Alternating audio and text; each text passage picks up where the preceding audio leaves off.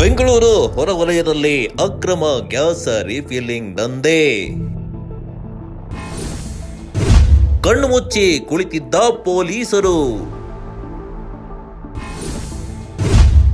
ಏಕೆ ನ್ಯೂಸ್ ಕನ್ನಡ ವಾಹಿನಿಯ ಕ್ಯಾಮೆರಾ ಸೆರೆಯಾಯ್ತು ಈ ಕರಾಳ ದಂಧೆ. ಯಾರಿಗೂ ಹೆದರದೆ ಅಕ್ರಮವಾಗಿ ಬಿಂದಾಸ್ ಗ್ಯಾಸ್ ದಂಧೆ.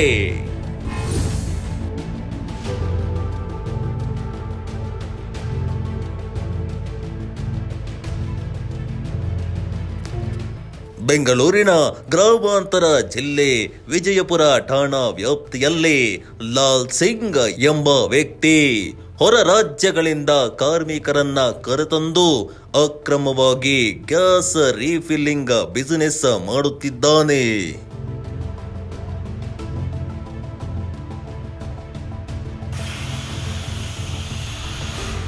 ಈ ಕರಾಳ ಬಿಸಿನೆಸ್ಸಿಗೆ ಜಾಗದ ಮಾಲೀಕರಾದ ಆಹುತಿ ಕೇಬಲ್ ಮಂಜು ಎಂಬ ವ್ಯಕ್ತಿ ಕೂಡ ಸಹಾಯ ನೀಡ್ತಾ ಬಂದಿರುತ್ತಾರೆ.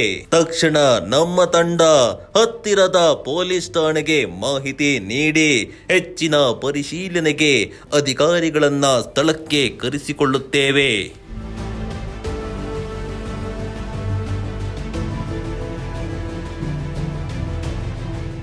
ಈ ಅಕ್ರಮ ಗೋಡನ್ನಿನಿಂದಲೇ ಅರ್ಧ ಬೆಂಗಳೂರಿಗೆ ಗ್ಯಾಸ್ ಸಿಲಿಂಡರ್ ಸಪ್ಲೈ ಮಾಡುತ್ತಾರೆ.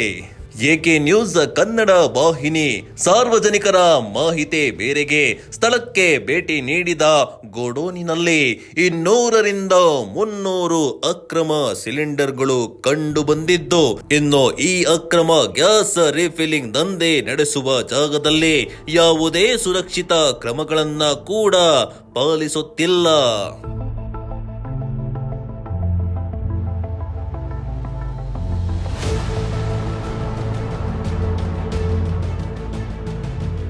ಅನಧಿಕೃತವಾಗಿ ನಡೆಸುವ ಈ ಗೋಡಾನಿನಲ್ಲಿ ಒಂದೇ ಒಂದು ಗ್ಯಾಸ್ ಬ್ಲಾಸ್ಟ್ ಆದ್ರೂ ಅದರಿಂದ ಆಗುವ ಅನಾಹುತ ಅಷ್ಟಿಷ್ಟಲ್ಲ, ಅಷ್ಟೊಂದು ಭಯಾನಕವಾಗಿದೆ ಈ ದಂಧೆ.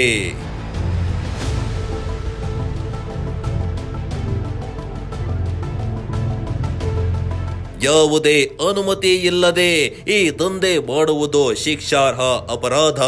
ಈ ಕರಾಳ ದಂಧೆ ನಗರದ ಹಲವೆಡೆ ಈ ಮಾಫಿಯಾ ಫುಲ್ ಆಕ್ಟಿವ್ ಆಗಿದೆ. ಹಾಗಿದ್ರೂ ಪೊಲೀಸರು ಕಣ್ಮುಚ್ಚಿ ಕುಳಿತಿದ್ದಾರೆ. ಇನ್ನು ಕರ್ನಾಟಕ ರಾಜ್ಯ ಅಗ್ನಿಶಾಮಕ ಹಾಗೂ ತುರ್ತು ಸೇವೆಗಳ ಇಲಾಖೆ ಕೂಡ ಇಲ್ಲಿಗಲ್ ಗ್ಯಾಸ್ ಸೆಂಟರ್ಗಳ ಮೇಲೆ ದಾಳಿ ಮಾಡದೆ ನಿರ್ಲಕ್ಷ್ಯ ವಹಿಸಿದೆ.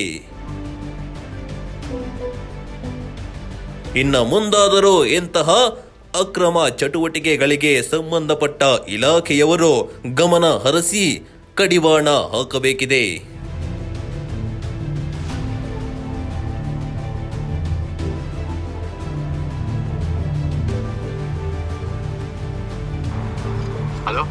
ಹಲೋ, ಫೋನ್ ಮಾಡಿಸ್ಕೊಡಪ್ಪ ಅಲ್ಲಿ. ಆಯ್ತು, ಇವ್ರಿಗೆ ಸುಮ್ಮನೆ ಕಳಿಸ್ಬಿಡಿ ಸರ್, ನಾವು ಸಾಹೇಬ್ರು ಮಾತಾಡ್ತೀವಿ. ಯಾರನ್ನ ಕಳಿಸ್ಬೇಕು? ನಿಮ್ಮ ಹುಡುಗನ್ನ? ಇಲ್ಲ, ಇವರು ಬಂದಿರಲ್ಲ. ಹಾಂ, ನೈಸ್ ಮಾಡಿ ಸರ್, ಕಳಿಸ್ಬಿಡಿ ಸರ್ ಅವ್ರಿಗೆ.